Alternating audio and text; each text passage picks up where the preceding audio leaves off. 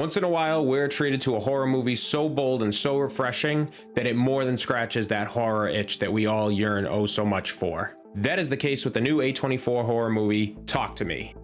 Directed by Danny and Michael Filippo, who went from YouTube to the big screen, Talk to Me rewards its viewers with an anxiety-driven plot and claustrophobic atmosphere that gels together so well. Now, I wouldn't directly compare this movie to other A24 horror movies such as Hereditary, Midsommar, or The Witch.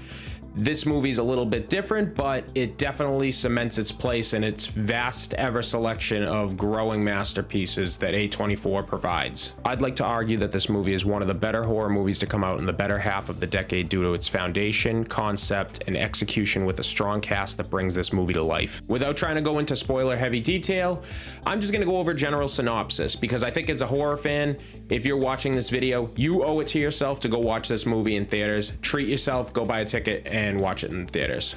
We follow the story of Mia, who we come to find out bears a lot of trauma with the passing of her mother. We find out more to this a little later on in the film, however there is an overcast feeling of deception and anxiety that riddles the viewer throughout. This creates a powerful viewing experience that will hook you and keep you captivated throughout its runtime.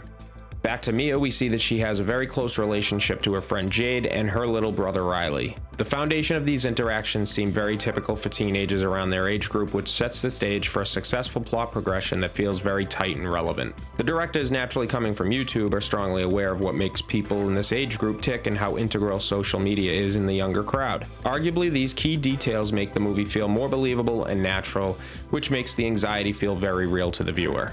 Now, as I said before, I don't really want to spoil anything because I saw this trailer when I went to see Evil Dead Rise back in April, and I kind of went into it blind because I didn't watch a lot about this movie. I just knew it was coming out, I wanted to see it, and so I feel like I went in and I enjoyed it a lot more because I didn't know a lot about it. Essentially, the story follows these teens through what seems like the usual and mundane average experience for their age group, going on social media, attending parties, etc. However, these parties are not so focused on drinking or drugs, but more so a hand. A hand that is supposed to be some kind of occult relic that when you hold it and say, "Talk to me," it connects you to the dead.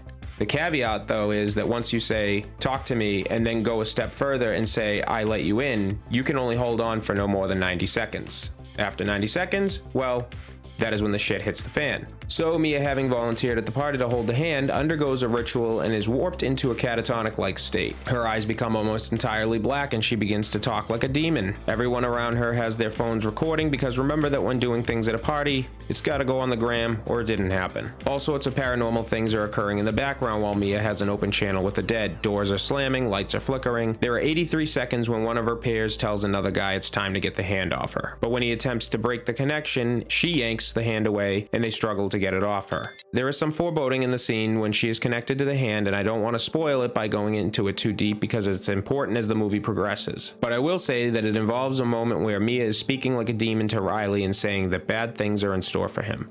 All this occurring while Riley's sister Jade sits in terror, not sure what to make of this. So they break the connection with Mia and the hand. They acknowledge and mention to her that they let her go a little over 90 seconds and they ask her how she feels. Mia says that she feels amazing and everyone gives a sigh of relief and the scene ends with them all laughing. It is clear that nothing seemingly happens immediate when holding onto the hand for longer than 90 seconds. We then see Riley and Mia hanging out together later in the night because Riley couldn't sleep, and we get some more foreshadowing when Mia teases Riley about not being able to sleep because he is scared, to which she asks if he's having nightmares, and to which he says no. But then Mia gives up some information about a recurring nightmare that she has when she looks into a mirror and she can't see her reflection, almost as if she doesn't exist. We see that this band of teens keeps this totem around as the centerpiece to their party life, and we see a montage of the experiences being passed around amongst friends. While seemingly terrifying to the viewer, it goes to show that this ritualistic experience becomes a benchmark addiction for these teens, almost like a drug. It becomes more commonplace to keep letting the spirits in and then breaking the channels before 90 seconds. It is until Jade's younger brother Riley wants to do it, begs to do it, and while Jade is out of the room, Mia caves and says to her group of thrill-seeking peers to let him try it for 50 seconds. This is where the tides change and tragedy strikes in this very visceral scene. Again, I'm not going in too deep, but I believe that the directors took this in a good direction with the alluring idea of being intoxicated by like a drug-like sensation when these teenagers are connecting with the dead. And it can show how anything a first time can be deadly, can lead to tragedy. All this is being juxtaposed from the lens of people using drugs over to a sense of the occult and possession. The movie continues to flow with amazing pacing, and at no point does it get stale, and at also no point did I foresee what was coming. It kind of just leads you along, giving you bit by bit. Every scene was congruent and tightly scripted, so it didn't feel like I was off on another planet trying to put the pieces together. It just flowed very smoothly, but yet at the same time left room for viewers to interpret things on their own, which I enjoyed a lot. Looking back on this movie, as I said before, isn't directly comparable to Hereditary or Midsommar or even The Witch, but I think it's the feelings that those movies gave to me that this movie, Talk to Me, also replicated in, with baking in a deep plot with a strong cast of characters, and a very special horror movie comes to the forefront.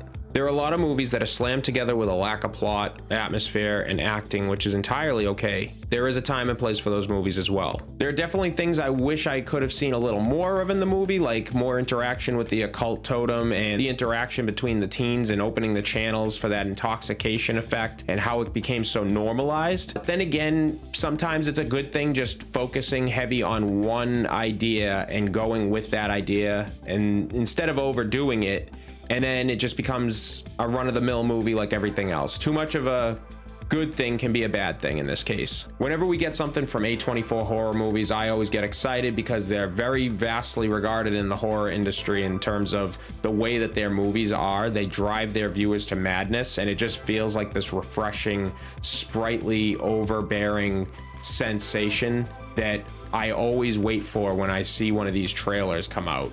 Anytime I see a new A24 horror movie, immediately my focus goes right to it. I mean, I can't sing praise for this movie enough. It just felt so new and refreshing. The concept was great. It was something that I feel like I haven't seen before, or at least haven't seen something so well done that's been executed the way that it was. It just was shot beautifully. There was a very, very dark ambient sense that gave a foreboding anxiety. There was levels of deception, and it just kept me reeling on the seat the whole time I watched it. It was an effective horror. It satisfied exactly what I was looking for in it when I went to see it, and I highly recommend it. Like I said, go out, buy yourself a ticket, and watch this movie. You owe it to yourself. What are you waiting for? Go buy a ticket. Now. Go on now, get